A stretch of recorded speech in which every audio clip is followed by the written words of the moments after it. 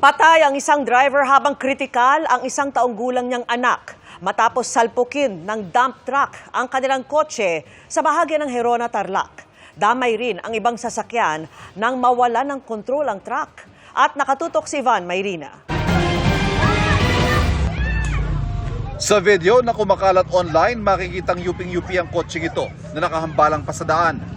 Kita pa ang 3 pasahero, ang duguan at walang malay na lalaki, ang babaeng inaalalayan palabas ng kotse at isang batang kinarga sa gilid ng sasakyan.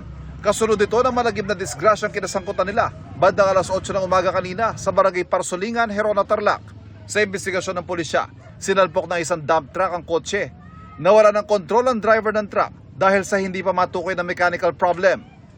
Yung truck biglang nag-swerve po ng konti doon sa left side. So approaching po yung ating kotse doon, sir. So doon po nagkabanggaan. Nawalan daw po siya ng control doon sa makina.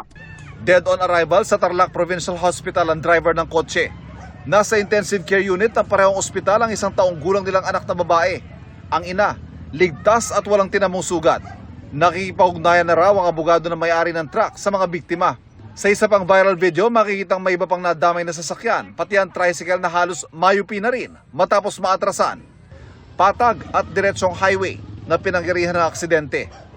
Ang highway talaga ng Gerona, sir, ay accident prone talaga yung area na dyan. Ang tendency talaga matutulin kumpara sa mga ibang lugar. Hawak na ng pulisya ang truck driver habang patuloy pa rin ang investigasyon sa insidente. Para sa GMA Integrated News, Ivan Mayrina, nakatutok, 24 oras.